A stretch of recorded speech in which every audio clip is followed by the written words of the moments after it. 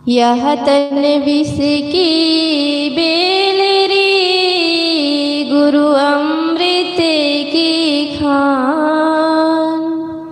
शीश दिए जो गुरु मिले, तो भी सस्ता जान।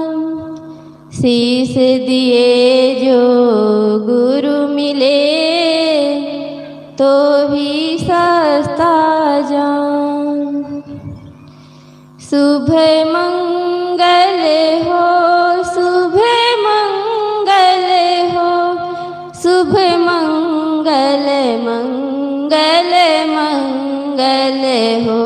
शुभ मंगल हो, शुभ मंगल हो, शुभ मंगल मंगल मंगल हो। शुभ मंगल हो, शुभ मंगल हो, शुभ मंगल मंगल मंगल हो। शुभ मंगल हो, शुभ मंगल हो, शुभ मंगल मंगल मंगल हो। नभ मंगल धरती मंगल हो, नभ मंगल धरती मंगल हो। नभ मंगल धरती मंगल हो। नभ मंगल धरती मंगल हो। धरती का कण कण मंगल हो। धरती का कण कण मंगल हो।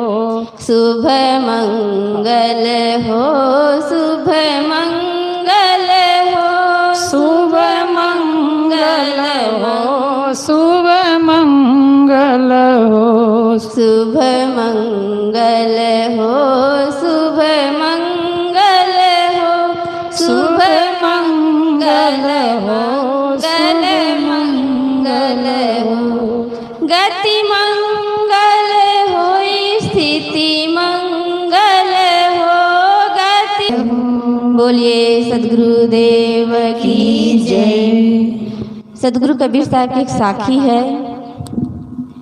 यहाँ ही संभल कर ले आगे भी सही बाट, स्वर्ग भी साहन सब चले जहाँ बनिया ना हाट। सद्गुरु कबीर साहब हमें समझाते हुए कहते हैं कि इसी मानव शरीर में हम पुण्य की पूंजी अर्जित कर सकते हैं। अन्य खानी तो केवल भोग भूमि का है।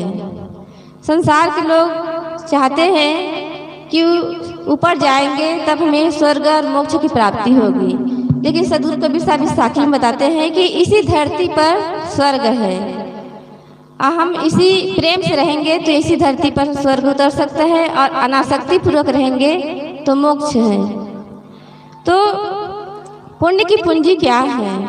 हम जो कुछ कर्म करते हैं, अगर खुश होकर के अच्छे कर्म करते हैं तो हमारे लिए पुण्य बनता है।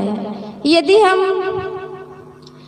गलत ढंग से सोचते हैं, मन में राग द्वेष पाले रहते हैं, तो हमारे लिए वो नरक है, और वो हमारे लिए पुण्य की पूंजी नहीं कहलाएगी।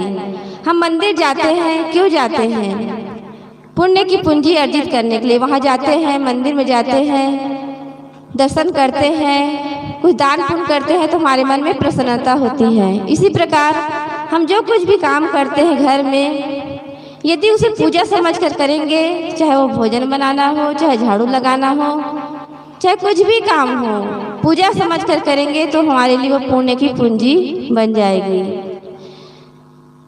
कितने लोग होते हैं तीर्थ यात्रा करने जाते हैं तो पहले से उसके लिए पैसा इकट्ठा करते हैं, बाजार जाते हैं, कुछ सामान खरीद के लाते हैं। इसी प्रकार ये मानव शरीर मिला है, जीवन का कोई ठिकाना नहीं है। सूरज उगता है और शाम को ढलता है, लेकिन यह जीवन रूपी सूर्य कब ढल जाए कहा नहीं जा सकता।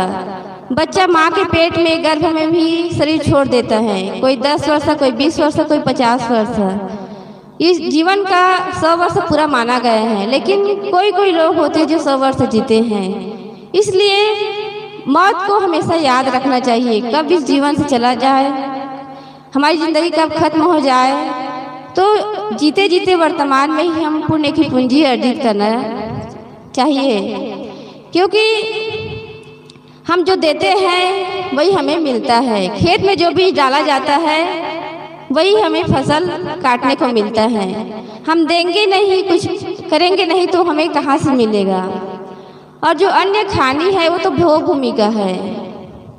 गाय केवल भोजन करती है लेकिन भजन नहीं कर सकती है। उसको जितना दे दो खा लेगी और बच गए उसमें टट्टी पेशाब कर देगी। उनको कल की चिंता नहीं है, लेकिन मनुष्य ऐसा नहीं करता है। भोजन भी करता है, भजन भी करता है, और उसके साथ साथ दूसरों को भी दया, परोपकार, भलाई का काम करते हुए चलता है। इसलिए मनुष्य की विशेषता है कि अपने जीवन में भलाई का काम करते हुए चले। स्वर्ग भी सब चले जहाँ बनिया ना हाट। सदगुरु कबीर साहब कहते हैं मनुष्य स्वर्ग की कल्पना करते हैं कि वहाँ जाएंगे तो अच्छे खाने को मिलेगा, रहने को मिलेगा, लेकिन वहाँ कोई देखे भी नहीं है। जो मर करके जाते हैं वो बताने के लिए आते नहीं हैं, और हम जिंदा है तो देख नहीं पाते हैं। तो यदि सदगुरु कबीर साहब कहते हैं यदि इस धरती को ही स्वर्ग बना लिया जाए तो जीवन कितना खुशहाल होगा। जिसे घर में रोज लड़ाई झगड़ा होती, तू मैं होता है, वह घर नरक बना रहता है। और जिसके घर में सबके प्रति आदर प्रेम का व्यवहार रहता है उसका घर स्वर्गमय बना रहता है। इसको एक कहानी के माध्यम से समझ सकते हैं। एक सेठ जी को मुनीम की आवश्यकता पड़ी। वो अखबार में विज्ञापन निकलवाया कि मुझे एक मुनीम की आवश्यकता है। तो उसकी विज्ञापन को पढ़ करके 2 व्यक्ति आए और सेठ जी से कहे कि हम दोनों आपके पास आए हैं। तो दोनों का सर्टिफिकेट देखे तो दोनों अच्छे नंबर से पास थे। सेठ जी कहते हैं मुझे पढ़ाई से ज़्यादा व्यवहार पर भरोसा है। आप लोगों के जीवन व्यवहार कैसा है इसको मैं परखना चाहता हूँ, इसलिए एक बार परीक्षा लेना चाहता हूँ। उन्होंने कहा हमारे गांव में अभी 2 व्यक्ति का शरीर छूट गया है, आप लोग पता लगा करके आइए कि किसका जीव स्वर्ग में गया है और किसका जीव नरक में गया है। एक व्यक्ति उठा और तुरंत पता लगाने के लिए चला गया। शमशान यात्रा के लिए उसको ले जा रहे थे तो पीछे पीछे जाते हैं और लोगों से पूछते हैं। एक से पूछा भाई ये व्यक्ति जो मरा है इसका जीव स्वर्ग में गया है कि नरक में गया है। तो उसकी बात सुन करके वह गुस्सा हो जाता है, क्योंकि किसी के घर में कोई व्यक्ति मरा हो और उसे से प्रश्न कर दो कि किसके जीव स्वर्ग में गए हैं इसकी नरक में, तो स्वाभाविक ही गुस्सा आना ही आना है। उन्होंने कहा भले आदमी आपको ये पता लगाना है कि इसका जीव स्वर्ग में गया है कि नरक में गया है तो स्वयं मर करके देख लो, क्योंकि वो तो बताने आने वाला नहीं है और हम जा भी नहीं सकते। तो व्यक्ति वापस लौट आता है और सेठ जी से कहता है कि सेठ जी आपका प्रश्न गलत है और आपके प्रश्न करके मुझे मतलब दुख उल्टा मुझे ही गलत ठहराया गया। तो सेठ जी ने कहा कि भाई आप जा सकते हो। दूसरा व्यक्ति था, दूसरा युवक था, उनको कहा कि आप भी पता लगा करके आइए। जब वह पता लगाने के लिए जाता है तब तक शमशान यात्री शमशान घाट पर पहुंच जाते हैं और वहां पर 8-10 ग्रुप में ऐसे लोग बैठे रहते हैं और चर्चा करते हैं। वहां वो किसी से पूछता नहीं है, जा करके चुपचाप बैठ जाता है। एक व्यक्ति कह रहा था कि मुझे इसकी शमशान यात्रा में आने का मन नहीं था, लेकिन क्या सगे चाचा है इसलिए आना पड़ा, क्योंकि अगर नहीं आता तो गांव के लोग क्या कहते, मर गए तो भी ये लोग विवाद में पड़े हैं। तो दूसरे व्यक्ति ने कहा कि घर परिवार में तो होता ही है, जमीन जायदाद को लेकर जब बंटवारा होता है तो कम ज़्यादा होता है तो उसी में मनमुटाव हो जाता है। मैं तो पड़ोसी हूँ, मेरे साथ भी अच्छा से व्यवहार नहीं किया, जीवन भर दुख देता रहा। तो तीसरे व्यक्ति ने कहा पड़ोसी में भी होता है। जब बरसात में पानी गिरता है तो स्वाभाविक दूसरे के पास चला जाता है, लेकिन झाड़ू लगा करके कचरा को पड़ोसी के बगल में रख देते हैं या पानी गिरा देते हैं, उसी से झगड़ा हो जाता है। मैं तो गांव का हूँ, लेकिन मुझे भी जीवन भर इन्होंने दुख दिया। तो चौथा व्यक्ति कहता है कि छोड़ो भैया, ये व्यक्ति मर गया तो गांव का कांटा निकल गया, हम लोग कम से कम खुश है।